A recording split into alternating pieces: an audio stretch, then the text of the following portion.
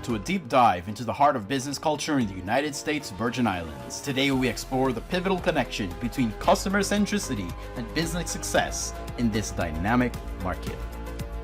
Customer service. It's often seen as just a small part of the puzzle, but here in the USVI, it's a piece of a much broader picture called the customer experience.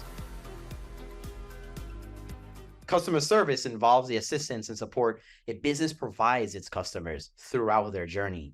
It's the friendly smile, the helpful advice, and of course, the resolution of issues. Yet the customer experience encompasses the entirety of a customer's interaction with a brand, from the first touch point to the lasting impression they carry. Let's delve into the industries where customer service and experience reign supreme. In a tourism-centric economy like the USVI, hospitality businesses such as hotels and tour operators heavily rely on delivering exceptional customer experiences.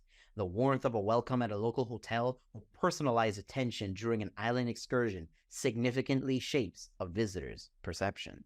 However, it's not just confined to the hospitality sector. Online stores, traditional brick and mortar stores, and restaurants all pivot around customer service or experience. Consider the market XTX. Their success is rooted in offering fresh local produce while creating an inviting shopping atmosphere. Even in corporate entities like the Water and Power Authority or Viya Telecommunications, where customer interactions might differ from retail, fostering a customer-centric culture remains pivotal. Effective issue resolution, transparent communication, and user-friendly services all contribute to shaping a positive customer experience. But why is the shift towards customer centricity crucial for the USVI market? Well, I'm pleased to provide you with that answer with an interview with none other than Jennifer Matarangas-King, VP of Communications at Viya, the vibe that connects us. Take a listen. Good evening. My name is Michael Bell, a journalist with Island Analytics, joined with Jennifer Matarangas, VP of Governmental Affairs and Communications at the best telecommunications company in the U.S. Virgin Islands, Viya. Welcome, Ms. Jennifer Matarangas-King. Good evening, Michael. How are you doing? I am great. So I have a very interesting story that I was given after selecting a couple of stories. This one stuck out to me the most because customer service is very important in businesses and in culture and in the workforces, especially with the governor and various businesses trying to promote a very strong customer service backed-based industry. So the topic of my discussion today is cultivating customer centricity in the U.S. Virgin Islands, a key to market success. And if I can read a portion from my story for you, just to get you more familiar with customer centricity as a journalist, diving into the depths of business practices within the United States Virgin Islands, it is evident that the market success hinges significantly on the crucial yet often underestimated element, customer-centric culture. Beyond the allure of pristine beaches and scenic vistas, the tranquil shores, and the vibrant culture of the United States Virgin Islands, the state's economic stability grapples with the need to foster a robust customer-centric approach across diverse industries. Yet, in other words, a fundamental driver underpins the success of local businesses, a robust commitment to customer centricity, analyzing insights from various sectors. So, my first question to you, Ms. Matarangas-King, is how would you define a customer-centric culture within the context of a local business operating in the U.S. Virgin Islands market, and why is it particularly crucial for success in this region? Well, I think it's very, very important to understand your customers, analyze your audience, because at the end of the day, many times people plan based on what they think people will want. I think it's very, very important to really get a sense of what your community looks like. For anyone who knows Viya, we are of the community, from the community, whether it was Vitelco or Innovative. The majority of our employees are local. They live here. They understand the community. And it's very, very important because, as we know in business, from time to time, and we've had in the last 6 years, several of them, you have challenges. it's helpful to understand your customer base, what their needs are, when the things like hurricanes hit. How are we going to rebuild the pandemic? We were able to manage, and I think we did a pretty good job as a company. The pandemic was unexpected, but we were able to pivot very quickly and take care of our customers, understanding some of the things that make us unique as a community. We're very much a community that enjoys engaging with each other in a way that other cultures may not. So I'll give you an example. One of the things that we knew, we've always known, although we have 11 different ways to pay, a lot of people still enjoy coming into the store to pay. Are they familiar with the other ways? Yes, but there's still this presence of, I'm going to pay my bill. I want to engage with someone. I want to know the person who's taking my money. Those are some of the things that make us unique, and we understand that. We were faced with a challenge when COVID hit. How do you tell people who are used to coming in to pay their bill that they can't do that anymore? Because, there were restrictions in terms of capacity in buildings and just, at some point really a lockdown. So we had to pivot very quickly, understanding that this is a way that many people in our culture operate. But at this time, it was not going to be the best way to operate. So we had to speak to them in a way that they can understand that it's for their best, and also look at alternatives. So those are the kinds of things I think that we're able to do, because we do have a pretty good of understanding of our community, the fact that it's diverse. We have to serve everyone from those customers that prefer to engage in person all the way to customers who will never, ever come to our office. So it's understanding that there is no monolith when it comes to what our customers in the VI look like, and how do we communicate with all of them and serve the needs at the same time. And then, I have to definitely agree with that. And I have to commend Viya, especially because you guys always try to put customers at the forefront of your business. It's a very strong part of your business model. And lots of times you guys are always trying to engage with customers, getting customers to, this is your telecommunications network company. We're here to serve you. And, I think that's like a very pivotal facet of business interactions, is that customer service. But when it comes to the Virgin Islands, customer service and customer experience are very two different things, but they are so intertwined that they need each other, especially to thrive here in the U.S. Virgin Islands, especially because it really is the backbone of our society, the backbone of our bread and butter, which brings me into our second question, which is going to be a really interesting one where, in your opinion, what specific challenges do local businesses in the Caribbean face when attempting to establish and maintain a customer-centric culture, and how can these challenges be effectively addressed? I think that sometimes there is a misunderstanding when it comes to customer service versus servitude. I've heard people say, well, why do I have to do all of that? It's just, but really understanding that, customer service, customer care, a lot of it, it's very, very simple in terms of all of us are consumers of something. It doesn't matter where you are in life, you are a consumer of something. And really going back to the golden rule in terms of how would you like to be treated? One of the things that I understand very clearly is, I think everyone knows Maya Angelou, that Maya Angelou adage. People may not remember what you say, but they remember how you make them feel. And I can tell you over the years, customers, customer engagement, customer loyalty, even if a customer does not have a positive experience, if you treat them, if you really listen to the customer and really focus on how you can correct the issue, not every engagement is going to be a positive one. But if you are able to turn that around and really work on resolving the issue, of course, the first time is always best. But I think the biggest thing is truly understanding that engagement with the customer, even when they're not satisfied, it's really resolving. A lot of times, I think people perceive that something that may not be a positive interaction is the end of the relationship. I have had some of the best relationships I have were ones that started off where a customer came to me and they weren't pleased, but we were able to take care of them and really turn things around. And I think that's a critical piece. And unfortunately, I think sometimes not enough time is spent on training employees.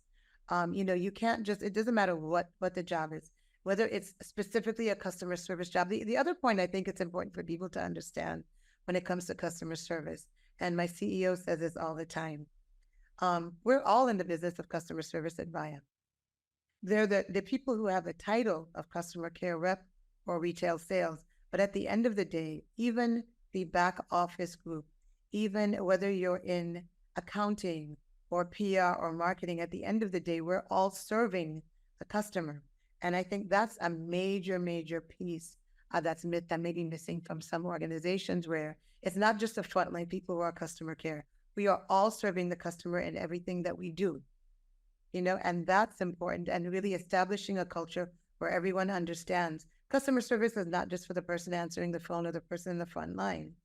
I'm in customer service too. It's my job to ensure that I share information with the public so we have informed consumers. It's my job to be sure that I share information with the reps and everyone, because all of our roles are critical. And at the end of the day, essentially it all leads to caring for the customer. So I think one of the biggest things beyond training that any organization can do is, when you hire someone, make it very clear that your job description specifically may not be customer care, but at the end of the day, if you are serving someone, and most businesses are government, it doesn't matter, as long as you are serving someone, your job leads to customer care and you have a role in that. So it's not that's the customer service people, that's not my job. No, all of it is your job. And I think framing it that way helps for everyone to understand that they are part of that process. So it's not just only people with the title. That's really true too. I like that you said that, because even in government too, because it's something that we're constantly reminded of, especially as a GBI fellow and working in the Office of Management and Budget. We're often in that when it comes to OMB, we are of service to the people and of service to the government, because we have to follow that. Governor Brian keeps reiterating that customer service is at the backbone of what he wants to see dramatically improve, Right. When we're thinking about that, you're talking strongly with disciplining and making sure that your corporations and the corporations here within the U.S. Virgin Islands continue to bring significance of their customer service. And it's such a multifaceted dimension that the entities here in the Virgin Islands, like Viya, and then you have the Water and Power Authority, and you have the market, and all these other businesses, mom and pop shops, really and truly, they're really trying to make sure that customer service plays an integral role in the daily life of U.S. Virgin Island residents who shop and affiliate themselves with these various entities. Now, we're living in a very tech-savvy, modern-day era of technology, and I think my next question really comes down to, how can a local businesses leverage technology and innovation to enhance their customer-centric approach in the Caribbean market while maintaining a balance with personalized and culturally relevant interactions? Keeping in mind that, like Viya, you guys have this dope machine that allows you to pay your bill now. And I think that's the coolest thing ever, because I see people coming to use it, but they still want to, get in that line, hold that spot in line early in the morning to make sure they pay the person. So definitely, how can local businesses leverage technology and innovation to enhance their customer-centric approach in the Caribbean? That is an excellent example, because, we are in the world of technology, and we know that there are easier ways to do it and even more convenient, for customers, getting customers to understand. I will tell you, COVID accelerated a lot of the engagement with that. Well, as I said, going into an office at one point, you literally couldn't. And so what we found, a lot of it is about education and helping people understand your fear of technology. A lot of it is just about not knowing, and so I got a lot of these kinds of things where someone during COVID, and COVID is a good example because everyone had to change their behavior. You had to. And so there were people who said, I'm so used to coming in and, bringing in my money, and I would tell them about all the other options. Yes, you can mail, but, you can go online. And a lot of it, I can't tell you how many times people said to me, I did what you said I went online. It wasn't that hard. It really wasn't. A lot of it is psychological, where somehow people feel that paying online or paying by phone is that much more difficult. When they actually do it, it isn't. We also understand sometimes it's a trust factor with technology. Well, if I give my account number, what's going to happen? And those are all real concerns that you can't dismiss. You have to explain, okay, that can happen. However, those are anomalies. For the most part, it's safe. but also really selling how convenient it is. I always tell people I'm a very busy person. I can't tell you the last time I went inside a bank, because for me, I don't have time during the day to do anything, any of those transactions. So I pay my bills. I do a lot of things at night at my convenience. I have a lot of things on auto pay, that I manage, and it frees up rather than me standing in line and taking an hour of my time to go someplace. I can handle all of my transactions at 11 o'clock at night when it's convenient for me. So a lot of it, in terms of convincing a community, many people who still like that, I need to see the cashier and put that change in my hand myself. Kind of really selling the convenience of freeing up your time to do other things.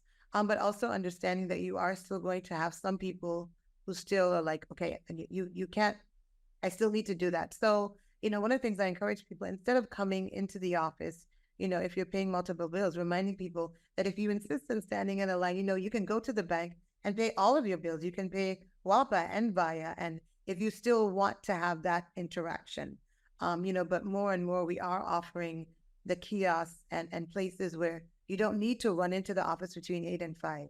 The kiosks that we have now, you can stop in and you don't need for our office to be open. And that's one of the things I encourage people. I said, embrace technology, because now you're not on someone else's schedule. So a lot of it is educating the customer on the ease, the safety, how it's, giving them more freedom, making it more convenient. And if you have customers that still insist on, I still want to stand in the line, that, okay, there are places, whether it's a bank or credit unions, where you can do that, but more and more as a technology company, we really want to encourage you to embrace the technology, because in many cases, and you've seen, I think, as I said, during COVID, it was accelerated, so many things are now online only. Anyone who has traveled, the days of walking up to the airport and, paying for a ticket with cash, those days are over. So many things now have become, for so many reasons, we're in a global economy. And so we're encouraging customers, and nudging them along in terms of, we have to go in that direction too, but we are still offering you options. But a lot of it is about understanding ease of use. And more, the more people do it, it's like, oh, that wasn't so bad. Okay, I don't need to wait to talk to a person. I can call and pay by phone. If for some reason, and we also do a lot of proactive communication with our customers. If you didn't pay your bill on time, we send you a message. If we're about to suspend for non-payment, we still send out reminders. We do a lot of things to help you. Everyone's busy. So we make it easier for you. And then if for some reason we send all those messages and you still didn't get a chance to pay your bill, that's the other thing. Many times people would go home after a long day and say, oh, shoot, you know what? They reminded me, but I still didn't pay the bill. You don't have to wait. If you get home at 6 o'clock, you don't have to wait until Viya opens to pay the bill. You can get online and get your service reconnected. Once again, you're giving yourself more time and more freedom. You're not waiting for us to conduct business. You can do business on your time at your convenience. And we're very excited about that. And most customers are really embracing that. I have to say they are. And it's interesting that you say that too, because there's a running joke ever since COVID and everything. Like, really and truly, as a performance analyst, we would have these sit down meetings in the actual billing of another government agency's conference room. Thanks Right. to Zoom and to Teams, we necessarily don't have to Right. get up. We can literally do it from our desk, and then we get lots more interaction.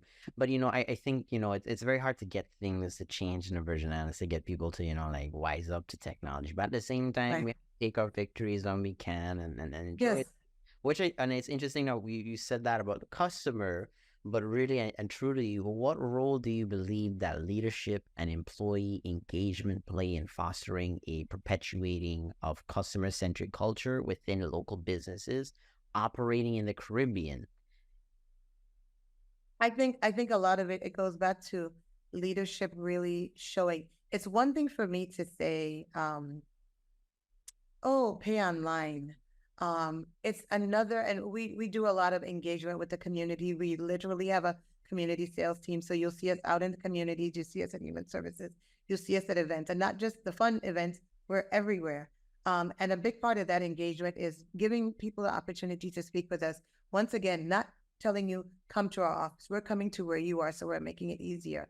And, when you go where people are, you have a chance to engage them in a different way. But one of the main things, we also do a lot of radio. We're constantly talking to our customers. And when I do radio, I give people real life examples. It's one thing for me to say, pay online or sign up for auto pay, but I'm not doing it myself. It's a very different thing. And even when I share stories, I always tell people, I said, before we had auto pay, there were times, and full disclosure, I work in the building. I have the money to pay my bill. I just got busy, and it's like, oh, wow, today is the disconnect day. Or I get a late notice. Why am I paying a late notice when I work in the building? I just like everybody else, I'm busy. And I said, I'm a perfect example. I'm very busy. There's a lot going on, and so auto pay has been amazing for me. I set it up. I used auto pay. And so I tell people, I have more time in my day to do other things. Paying bills is not fun, but it's something you have to do. But I have more time in my day because I am using technology. I am using all of these things. And so it really comes down to modeling behavior, leadership, saying, these are the ways. So in order for us to convince our customers to do that, it's helpful for all the way from the top, the executives, our employees, to really engage in the behaviors that we're encouraging our customers to do. And it really is all about modeling behavior. So when you talk to a customer and you're trying to convince them, you can speak in their language. And like I said, that's a real life example. I said, I get it. People, a lot of times, things people don't, and I'm using bill payment as one example because that's a monthly something that happens. And it's easy to show people that if you pay online or if you do these things, this is how, number one, you don't have to worry about your service being interrupted. You don't have to worry about a late fee. There are a lot of things that you don't have to worry about using the technology and all of those things.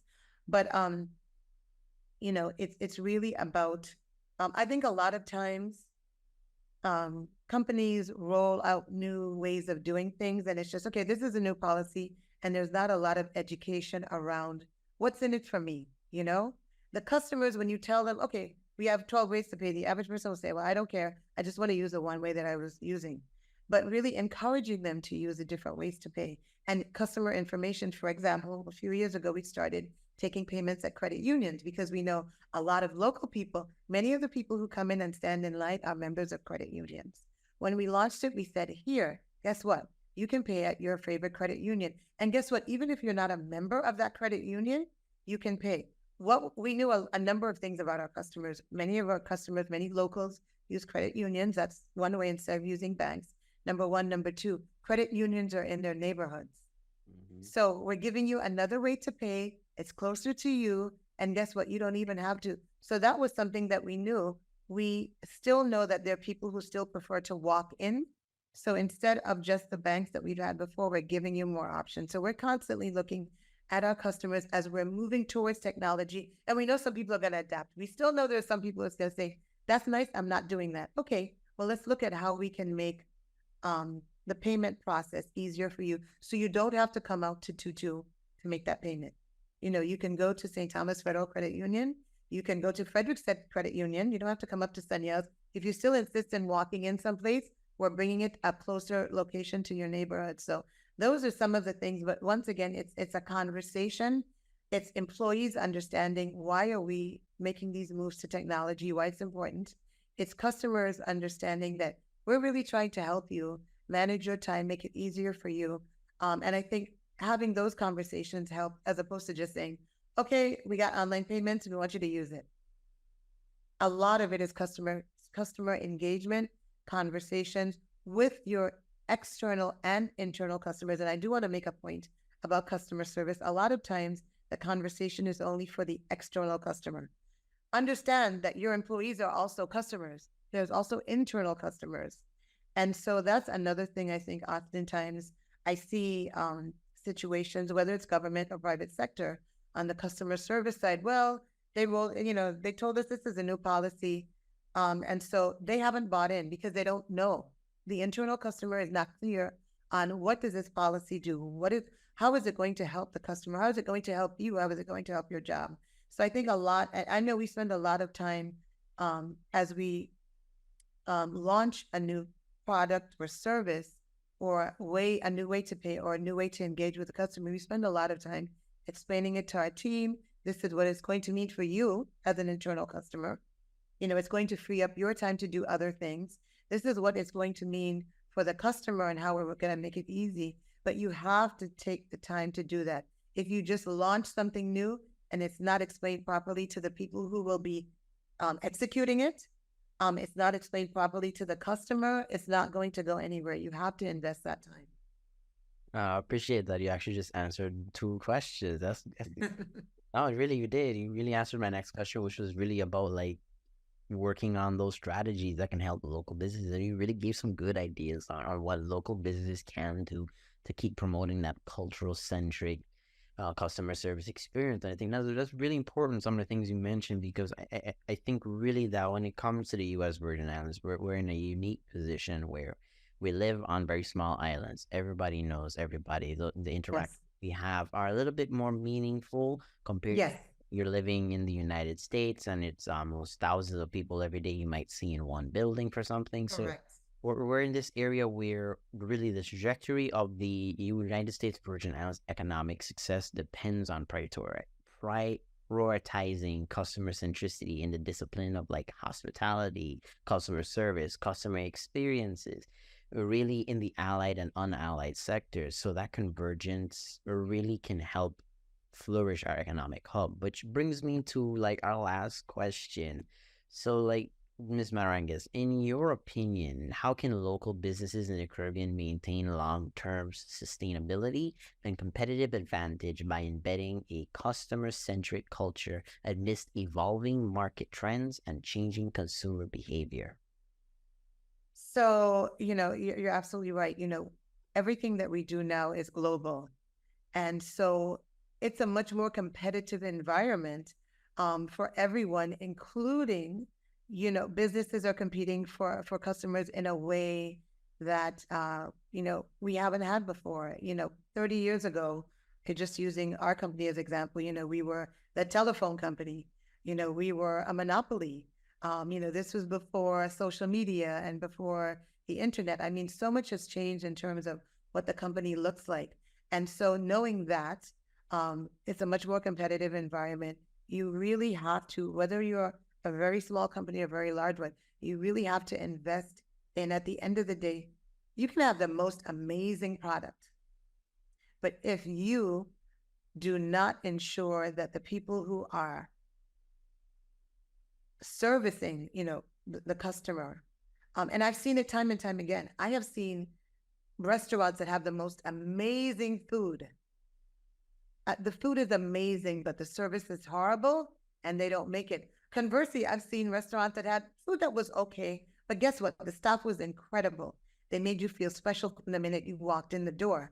Have a very, very long lasting trajectory, because once again, it's about, how do I feel when I go in and I'm spending my money? Are they making me feel special?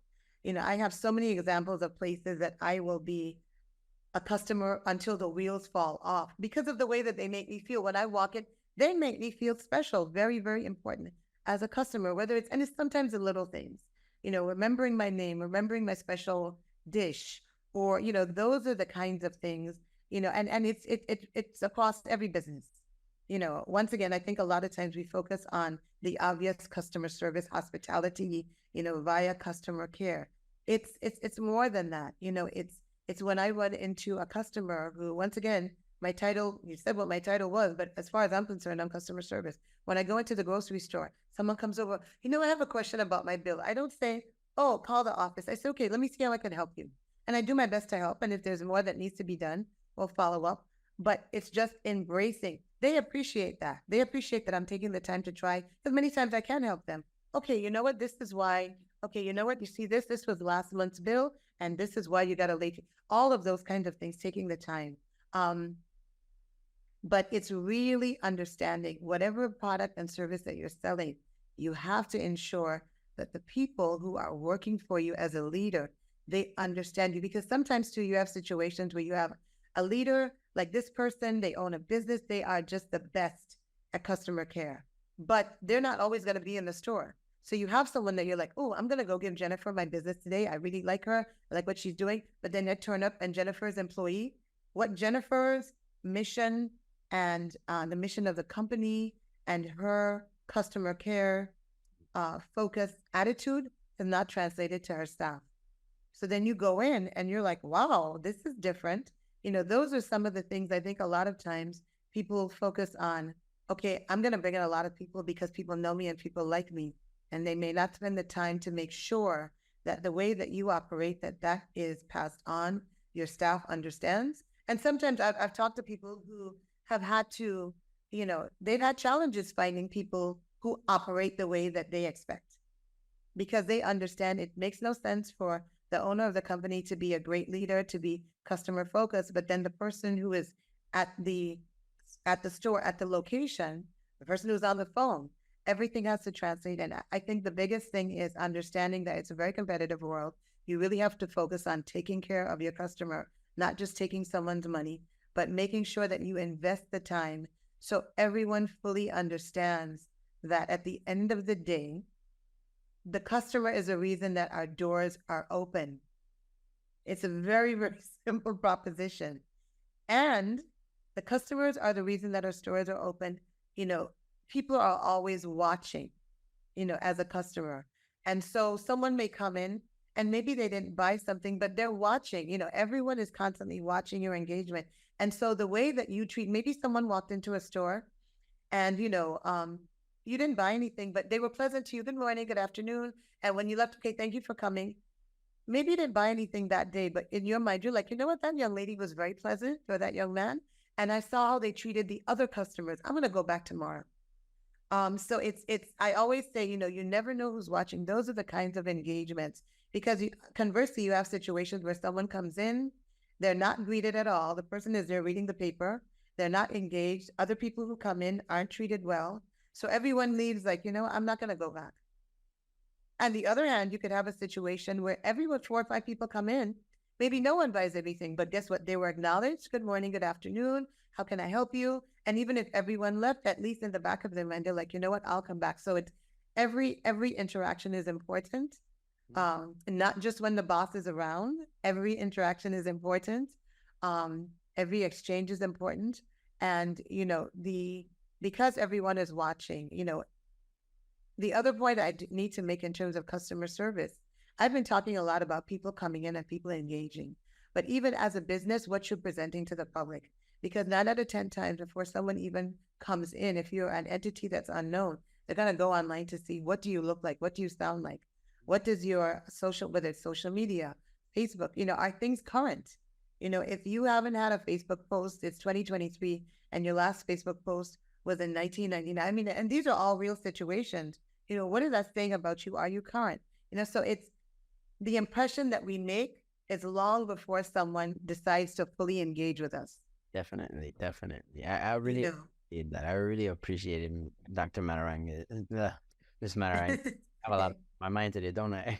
But no, that's a real situation here in the Virgin Islands. And I think if we can really find the niche of having the difference between our customer service and our customer experience, we can really create a customer-centric feeling here in the U.S. Virgin Islands. So I just want to say, on behalf of Island Analytics and myself, thank you so much, Ms. Mataranga. You're welcome. For doing this interview for me as we begin to really produce this body of work that we've been putting for the last couple of weeks. So we just really want to thank you. And again, this has been Michael Bell, a journalist with Island Analytics, joined by Viya's own Miss Matarangas-King from Viya. So thank you so much. I'm super grateful. You're welcome. This has been a pleasure. And let me know if you need any more information. Thank you. Sure will, no problem. As evident in recent studies, the USVI faced economic challenges post-hurricanes Irma and Maria. These events highlighted the need for businesses to innovate and focus on customer satisfaction to navigate through adversity. By integrating a customer-first approach, a local business can leverage their unique strengths, such as richness of the local culture and diverse culinary experiences, to attract tourists and foster economic resilience. To conclude, building a customer-centric culture transcends improving customer service It's about transforming the entire customer journey by aligning with the ethos of prioritizing customers. Businesses in the USVI can evolve, thrive, and contribute significantly to the revitalization of the economy. Thank you for joining us on this exploration of customer centricity in the U.S. Virgin Islands. Remember, in a world where business continually evolves, placing the customer at the center isn't just a strategic move, it's a necessity for sustained success. Until next time, stay focused and stay tuned for more at Island Analytics.